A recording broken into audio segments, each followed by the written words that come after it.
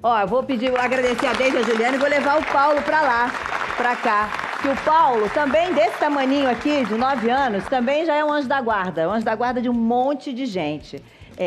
Paulo resolveu criar um projeto com a ajuda do pai que chama-se Diga Não ao Bullying, mesmo diferente, somos todos iguais. Né, Paulo? O que te levou a pensar nisso, assim? O que aconteceu e que fez com que você quisesse ter esse projeto? Uma vez lá na escola, eu vi um amigo meu sendo zoado. E ele tava... tinha um montão de gente, estavam zoando ele. E ele riu, fingindo que tava achando graça. Mas deu pra ver que ele não tava se sentindo bem. O seu amigo riu. Meu amigo, que tava sendo zoado. Riu, fingindo que tava achando graça também. E... fingindo. Mas ele não tava bem, ele tava chateado. Alguns dias depois disso, ele me ligou falando que não queria mais... que ia mudar de escola no próximo ano. E daí eu cheguei em casa, falei pro meu pai que eu queria acabar com aquilo. E ele falou que a gente podia conversar com a professora. E começou no terceiro ano, a gente fez na minha escola, na minha sala, e depois foi pra rede pública. Ou seja, você você tentou ajudá-lo a fazer com que a própria turma parasse com aquele movimento em relação àquele menino. Na verdade, ele apresentou esse cartaz, né, que a gente fez em casa, ele apresentou na escola com os amigos e depois espalhou, né, para a rede pública da cidade. Essa que ele está fazendo, olha, Não ao Bullying, ele acaba hoje com esse tamanho, ele vai a... Quantas escolas você já visitou, Paulo? Escolas, acho que foram 18. Ele é do Paraná, ele é de Cornélio Procópio, no Paraná, e acabou visitando já 18 escolas, fazendo palestras.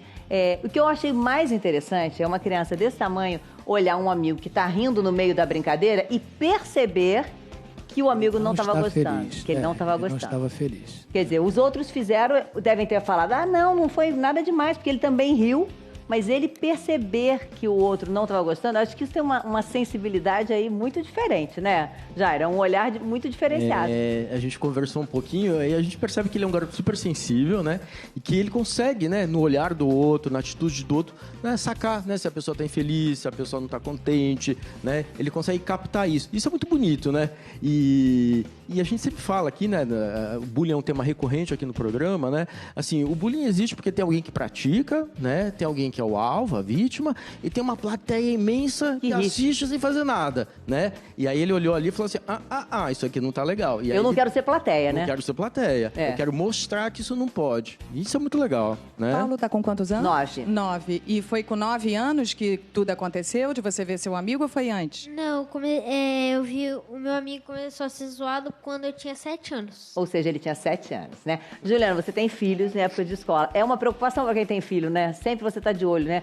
Tanto você está sofrendo, como você às vezes está até praticando, porque a gente também pode ter filhos que praticam, né? Já peguei nas duas situações, né? Já peguei sofrendo bullying e tentando rir, tentando achar graça, e daqui a pouco, quando a gente chegou perto e ele viu que a gente estava perto, ele entendeu que ele não podia estar deixando os amigos fazerem aquilo, e logo saiu. Foi só ele sair da brincadeira que os outros tiveram que procurar uma outra coisa para fazer, ou seja, o ensinamento ali foi não se sujeite a isso, foi só você parar que a brincadeira morreu. Então, perdeu a graça. Perdeu a graça, ou seja, não aceite, você não precisa aceitar isso.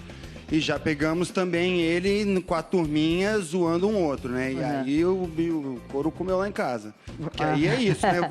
É aquilo que o Jairo estava falando, você tem que ensinar certas coisas. Claro. Né? Porque a gente hoje em dia tem uma coisa de muito... As crianças são puras e o mundo é que emporcalha elas. Não, as crianças também são violentas e apresentam problemas de comportamento, e o mundo tem que também disciplinar e botar no caminho. E eu acho que esse foi o dia de ensinar um pouco de empatia para ele. Se coloque no lugar do seu amigo que estava ouvindo essa besteira que você estava falando. Você ia gostar de ouvir isso? Não ia gostar, né? Então, por que você está falando? E aí, né, você vê a fichinha caindo, né? Então, eu acho que é isso. Você tá perto, assim, ou para ajudar e, de vez em quando, para disciplinar. Eu acho que o fato da gente ver como é o nome dele? Paulo. Paulo fazendo isso, a gente chega à conclusão que nem tudo está perdido. Não é? É. E que criança não é só objeto Sim. do futuro, né, pastor? Sim, Criança sim. pode ser objeto do presente, Claro, de ação claro. do presente. Pode contar com esse exército de crianças, Sim, né? claro. Com certeza. Aquela pergunta assim, o que você vai ser quando crescer para uma criança? Eu acho uma pergunta injusta, porque a criança não vai ser, a criança é. Parece que ela deixa de ser sujeito e vai se tornar alguém quando ficar adulta ou quando trabalhar. Eu acho legal perceber que o universo infantil não é o universo do futuro, é o universo do presente. A criança não vai ser, a criança é. É nas suas contradições, nas suas possibilidades, na sua potência, mas criança não é objeto do adulto, é sujeito da própria vida, tem beleza e sabedoria no universo infantil. Muito legal. Bom, a gente falou do livro, o Ney no livro trata, a gente separou mais uma frase do livro do Ney, que diz o seguinte: ainda criança eu dizia que ia ser cantor. Só abandonei esse desejo porque os meninos implicavam comigo pelo fato de minha voz ser muito aguda. Sofri por muito tempo essa violência psicológica que hoje chamamos de bullying. Passei a pensar que eu tinha um defeito na voz. Fui escondendo meu desejo de ser cantor. De que maneira o bullying te afetou? Ué, exatamente por isso, porque eu, quando era criança, eu tinha uma voz fina, né? Mas eu cantava, eu gostava de cantar. E aí foi tão forte que eu esqueci que eu pensava em ser cantor. Eu esqueci, eu só me lembrei. E aí as pessoas perguntam, você sempre quis ser cantor? Eu dizia assim, não, nunca pensei nisso. Um dia eu atinei assim, eu sempre pensei nisso. Eu sempre pensei nisso, só que eu apaguei.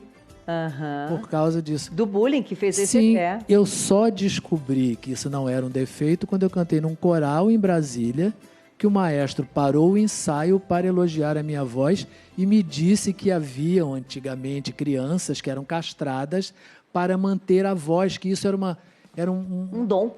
Uma coisa assim, sabe? Rara. Rara, Aí ali naquele momento eu disse, então não é um defeito, é uma Foi qualidade. até um anjo da guarda também, ó. No Sim, fundo jogou luz sobre claro, o seu futuro, claro. com certeza. Eu disse que eu tive vários. Muitos, olha que legal. Luide, você teve questões com bullying? Sofreu bullying? Praticou bullying? Eu passei bullying no início da minha carreira. Na escola não muito, porque na escola eu era tipo a criança que puxava o carro do vamos jogar queimado, vamos jogar futebol, então eu era meio que querida ali, uma líder no meio do pessoal. Eu sempre era escolhida para ser representante de turma, mas as professoras falavam, não, que ela tira nota baixa. Mas os alunos preferiam que eu fosse, mas as professoras não queriam por causa das notas. Eu comecei a sofrer depois que eu virei cantora, né? Que aí me apelidaram de MC Beyoncé, porque eu gostava muito da Beyoncé.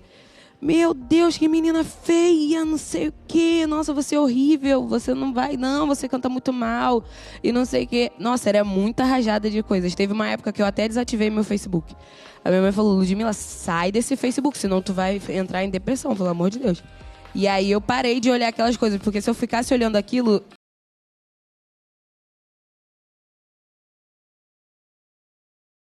Estava perto. Foi bom. Quem pôde dizer alguma coisa realmente positiva. E como aconteceu com o Ney, veio um anjo da guarda que realmente entendia do assunto e falou, que você não canta? Menina, você canta demais, seu gogó é abençoado e não sei o quê.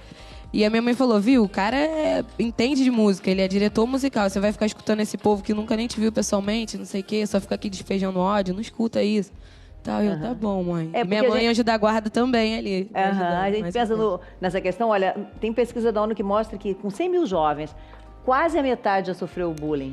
Pelo menos confessa isso. E aqui no Brasil seria em torno de 43%. Você tinha um dado novo também, né? Uma pesquisa recente do começo de dezembro mostra pra gente assim que os pesquisadores estão encontrando marcadores biológicos mesmo nas vítimas de bullying. Que a gente sabe, né?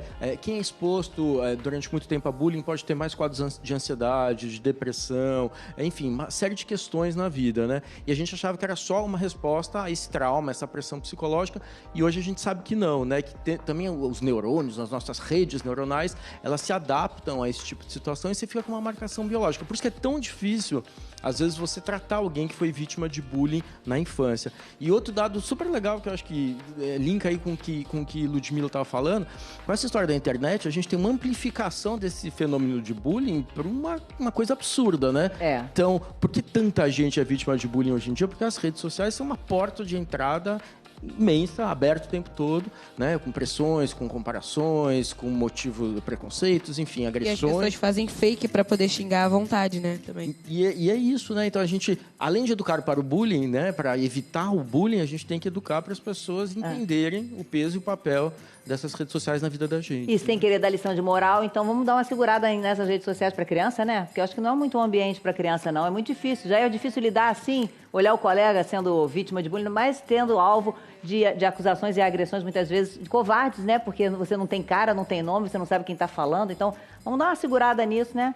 Você continuou convivendo com seu amigo? Ele ainda está na escola ou ele foi embora para outra escola?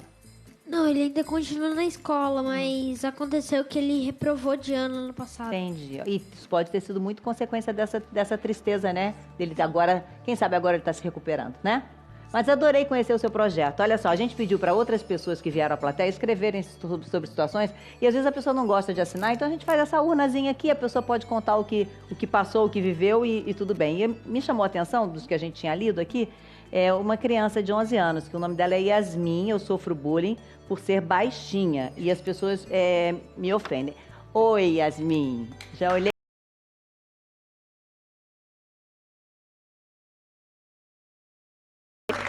Me diga, isso te incomoda muito? Muito. Muito. E você já conversou sobre isso com alguém, na sua turma ou na sua escola mesmo? Já. O que acontece? O que mudou? O que as pessoas estão tentando fazer? Isso foi saber aqui. Nossa! Infelizmente. Uhum. Mas isso aí é bom pra gente estar de olho, né? Realmente no que está acontecendo. Ano que vem ela vai voltar para a escola. É importante que você, de repente... Vai mudar de escola. Vai mudar de escola, mas é importante que fique, né, você de olho mesmo, porque se acontecer, você não deixa de falar para a mamãe, não. Não é? É. Fala, porque não tem nenhum sentido fazer isso com ninguém, né? Obrigada, viu, Yasmin, por ter vindo aqui. Muito fofa. É tão difícil, né, você lidar. E olha, ela não falava com a mãe. Então, imagina como isso marca uma criança que não fala nem com a mãe sobre isso, Fátima, né? E é muito interessante isso que a Yasmin está contando, porque às vezes ela sofre o bullying, né? E muitas crianças sofrem o bullying por anos, né? E tem tanta vergonha, né, do bullying ou dificuldade de contar que elas realmente não falam para a mãe, para o pai, para os amigos. Ficam sofrendo em silêncio. Isso é muito ruim, né? E o que o Paulo falou também é bacana, assim. A escola tem que ter uma atitude, né? A gente sabe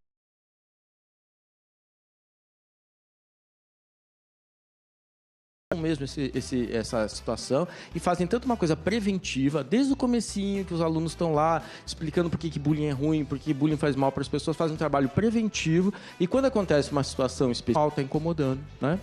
Muito obrigada, Paulo, por ter dado a sua ideia. Quem sabe outras escolas não pegam essa ideia, né? Começam a debater